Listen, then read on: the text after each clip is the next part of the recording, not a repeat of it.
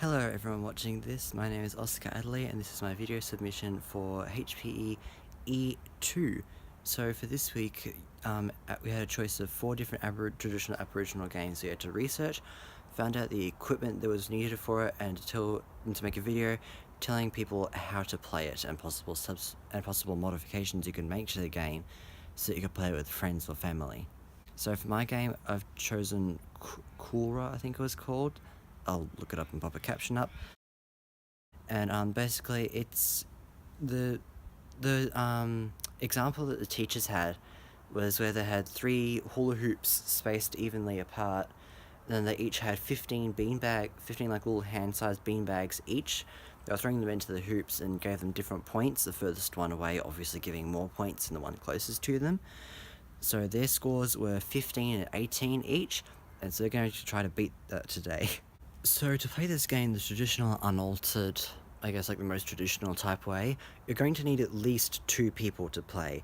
For each person, you're going to need 15 small hand-sized objects, like those small beanbags I was talking about before, or like pebbles, or like I have, flowers.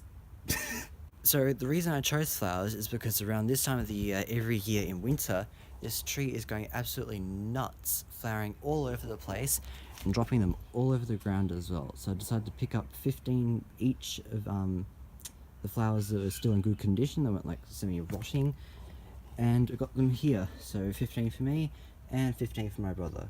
You're also going to need 3, I guess like hula hoops or something like that, but instead of that I have chalk rings. So showing them like that, and that box down the end is to show where like you're supposed to stand. You could use like a piece of paper or something. And so basically what you're going to do when you're playing the game is you're going to come down here, right where the box is, and you're going to take your flower, I don't have one at the moment, and you're going to throw it into, you're going to try and get it into one of the rings. If you don't get it in one of the rings, it counts as a 0 and you get no points. So I'll just show you what I mean. Grab a flower. So you're going to want to stand here, got your flower or pebble or beanbag, whatever you have. You're just going to toss it, and that was a 0. Great! So that's basically all there is to it. So now I'm going to show you guys some video to show you guys what the actual gameplay looks like. Me against my brother.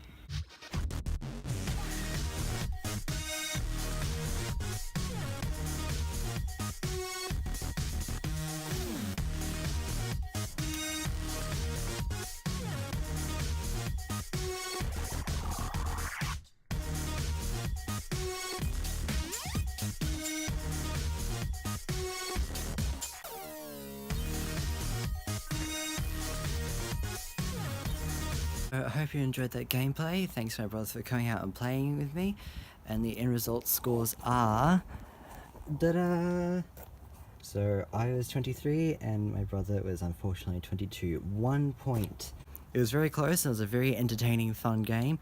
And this, by default, already means I actually beat you guys, Ben and Louis, my teachers, watching this, hopefully. But I'm going to give it another go, just especially to try and see how many I can get for that challenge.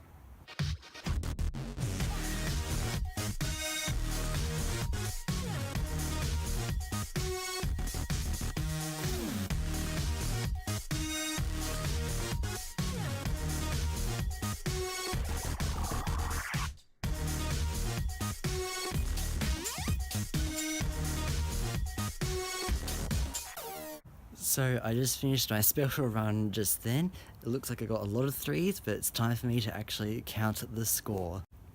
So this is the 3 ring. I didn't actually get any 2s or 1s. I got a few outs though. Let's count what's actually in the 3 ring. So I got 3, 6, 9, 12, 15, 18, 21, 24, 27, 30, and 33. Holy crap, that's a lot.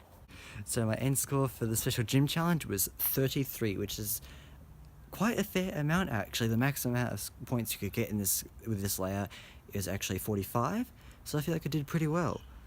So some modifications you could make to the game, possibly maybe adding a 4th ring at the end, making that like 4 points instead. Or you can make the perimeter outside the rings where you wouldn't get a point normally -1 point or -2 points. May have the ring around the may have the area around the 3 ring as like -2 points and the rest -1, because as you go for the higher score, it's like a greater risk if you miss. Another option would be if you're doing it with just one person, you have to just try and beat your best score.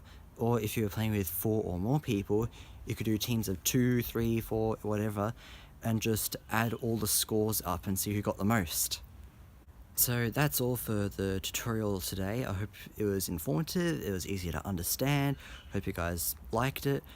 And yeah, that's pretty much all I have to say. Goodbye.